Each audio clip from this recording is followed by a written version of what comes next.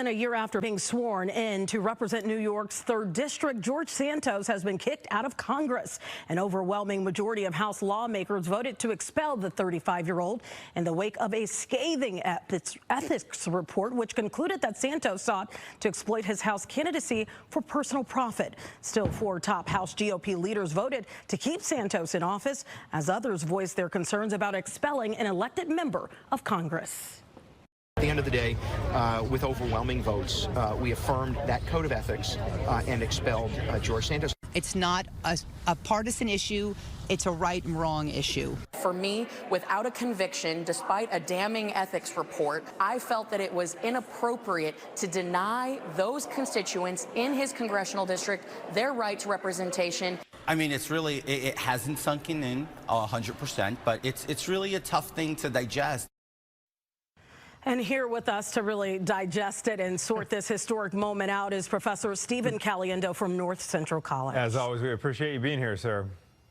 Good to see you, Tia and Anthony. All right, so George Santos now becomes the 6th lawmaker to be ousted from the chamber.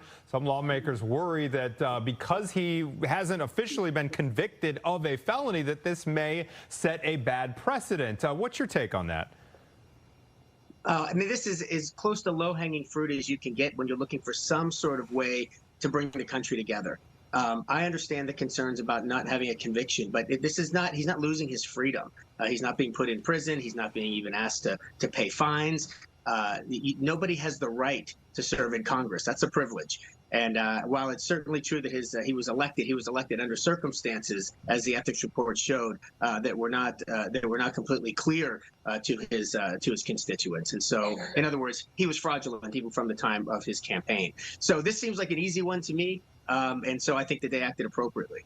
Well, Professor Caliendo, really looking ahead to future scandals that may come about that involves lawmakers, what impact do you think this vote will have in the future?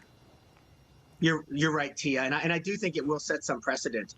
You remember we went 100 years before we had an impeachment, or almost 100. You went over 100 years before we had an impeachment, and then we had like 3 in a row within my lifetime. I think that expelling members of Congress, we've only had 2 since the Civil War before today, as Anthony pointed out, but I think they will come more quickly. And you don't have to wait for a conviction. There have been members of Congress who were censured on some pretty serious charges as well. But again, it's a privilege to serve in Congress. And if your peers, especially your partisan peers within your own party, found that you did something incorrect and moved to expel you, that's a pretty serious charge. Now, Steve, I know you described this as low-hanging fruit and kind of an easy decision, relatively speaking here, but there was some chatter that because his district in New York isn't solidly Republican, that there may have been some pushback against expelling him because, Republicans might be down 1 seat. Does anything about this vote surprise you from that angle? I'm surprised, actually, in the other direction, Anthony. It's like, they need 2/3 to expel a member, and they certainly got that. They got it with flying colors, but it was still closer than the last 2 votes that we had. If you look back in the 1980 vote and then the 2002 vote with Jim Trafficant, it was much more. I think there was only 1 person who voted no on expelling Trafficant, and so this was closer, and that's a signal of our times. There's just a lot to digest here in terms of what has been alleged.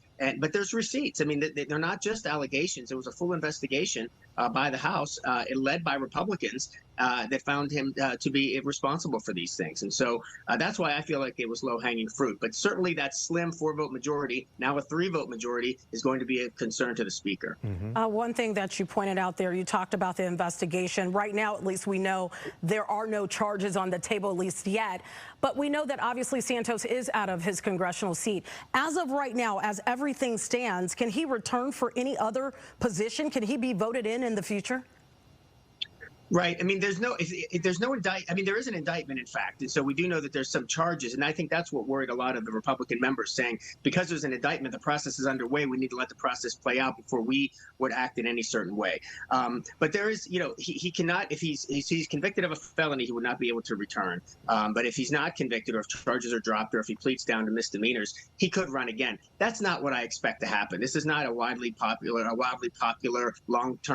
long-serving member of the U.S. House. This is somebody who's only been in office for a short period of time, and that once his constituents came to learn of all that they were deceived about, I can't imagine he's going to have much support back home. Yeah, drama over for now, at least. Okay, Stephen Caliendo, as always, thank you, sir. We appreciate it. Hey, go Cardinals. Go Cardinals. It's an important football weekend at North Central College. There you go. Go I like Cardinals. that. Yeah, we'll support that.